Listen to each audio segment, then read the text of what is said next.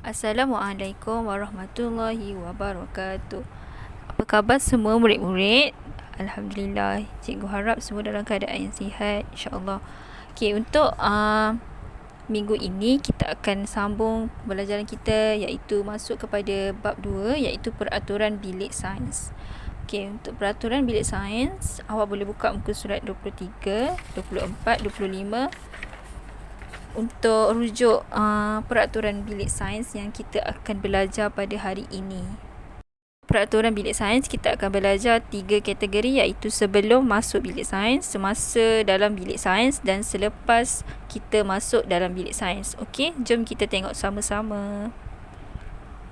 Okey, yang pertama kita akan belajar mengenai sebelum memulakan aktiviti dalam bilik sains, iaitu kita kena ambil kita kena ambil langkah berjaga-jaga sebelum kita masuk dalam bilik sains ni, supaya kecederaan semua tidak akan berlaku. Perkara yang tidak diingini tidak akan berlaku. Pentingnya kita tahu sebelum masuk bilik sains ni, kita kena tahu peraturan dia apa. Sebab nanti awak akan masuk dalam bilik sains untuk awak buat aktiviti eksperimen sains. Okey, faham semua? Cikgu harap awak boleh faham. Okey, kita masuk kepada poin yang pertama, iaitu awak kena buka tingkap dengan pintu sebelum memulakan aktiviti. Okey, awak boleh tengok rujuk buku surat 24 dalam buku teks. Okey, sebelum awak masuk dalam bilik sains, awak kena buka pintu dan tingkap. Sebab apa? Kalau kita tak buka pintu dengan tingkap, udara tak akan masuk dalam bilik sains tu. Jadi awak akan rasa lemas dan tak boleh nak buat kerja. Macam rasa tak selesa. Okey, faham semua?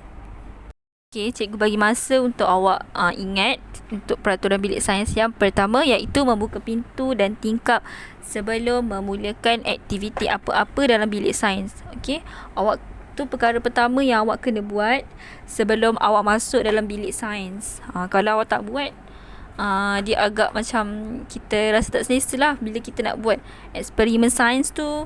Kita rasa macam tak selesa dan udara pun tak akan masuk dalam bilik sains. Okey, sebab apa? Bilik sains ni dia dah lama tertutup, dia dah lama tak buka, so dia akan jadi tak ada udara. Sebab tu kita kena buka tingkap. Okey, yang seterusnya, yang kedua, ialah memakai kasut yang bertutup. Sebelum awak masuk dalam bilik sains, pastikan awak kena pakai kasut yang bertutup. Awak tak boleh pakai selipar. Penting untuk awak pakai kasut yang bertutup supaya semasa awak melakukan aktiviti dalam bilik sains, contohlah ada barang pecah ke, kalau awak pakai selipar, macam mana? Kaca tu mesti akan kena dekat kaki awak. Sebab tu penting bila masuk dalam bilik sains, kita kena pakai kasut yang bertutup.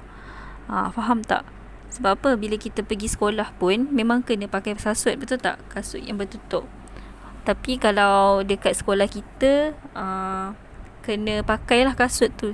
Kemungkinan bilik sains sekolah kita kena pakai kasut yang bertutup lah. Okey? Faham tak? Pakai kasut yang bertutup. Kalau pakai selipar, nanti akan berlaku sebarang kecederaan. Itu lagi bahayalah. Sebab tu kita kena pakai kasut yang bertutup. Jadinya penting untuk kita pakai kasut yang bertutup sebelum masuk ke dalam bilik sains. Okey semua? Okey, next kita akan belajar semasa melakukan aktiviti dalam bilik sains. Apa peraturan sewaktu kita melakukan aktiviti dalam bilik sains? Tu pun penting juga untuk kita ambil tahu, iaitu awak boleh buka buku teks muka surat 25. Ni antara salah satu peraturan yang kita kena ikut untuk melakukan aktiviti dalam bilik sains. Sebab peraturan bilik sains perlu sentiasa dipatuhi dan diamalkan. Okey, so, kita kena patuhi dan amalkan. Sebab tu kita belajar dalam tajuk ni peraturan bilik sains. Okey, faham semua?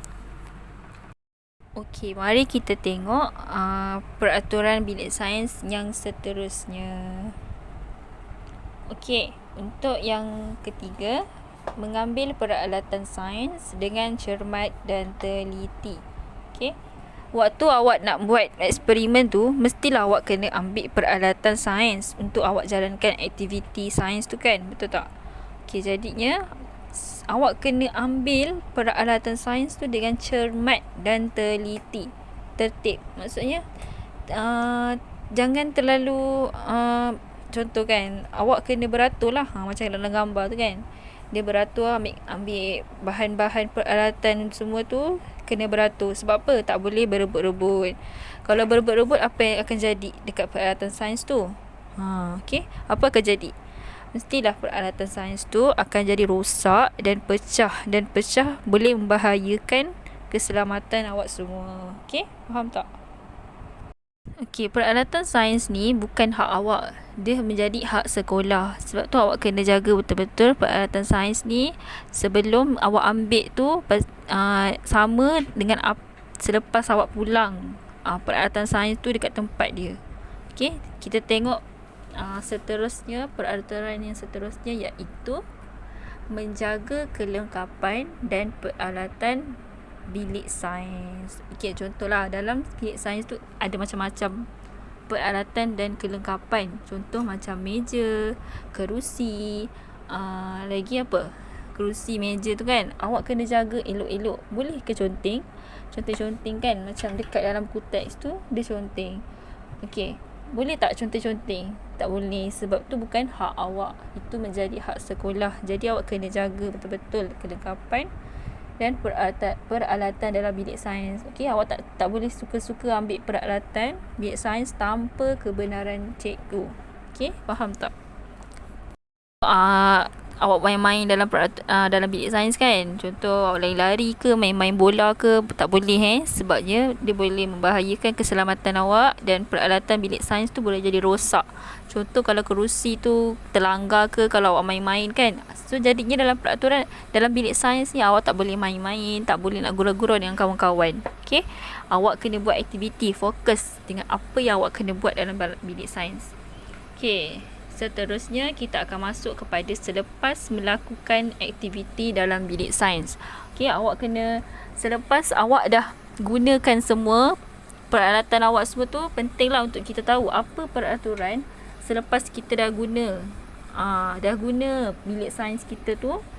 Kita kena jaga elok-elok bilik sains tu sebab kita akan buat aktiviti sains semua dalam bilik sains itu. Okey, jadinya awak kena hati-hati dan kena jaga betul-betul hak sekolah ni. Okey, ulang semula, penting untuk kita tahu peraturan dalam bilik sains ini sewaktu sebelum, ketika kita melakukan aktiviti dan selepas.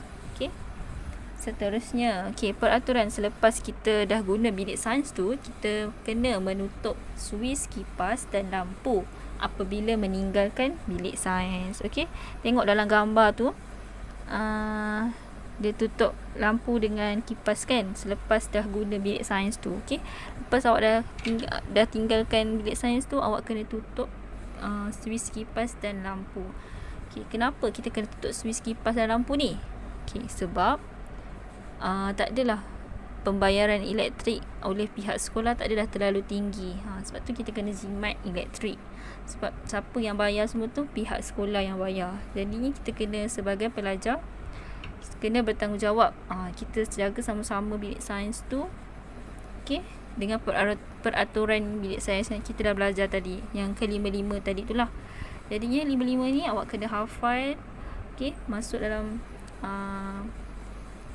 exam, awak kena hafal lah. Awak kena faham betul-betul bilik sains ni sebab awak nanti akan guna bilik sains ni dekat sekolah. Okey, faham semua? Okey, itu sahaja untuk 5 poin. Okey, sekian, terima kasih. Kalau ada apa-apa pertanyaan boleh tanya cikgu, boleh buat aktiviti ni. Okey, Assalamualaikum warahmatullahi wabarakatuh.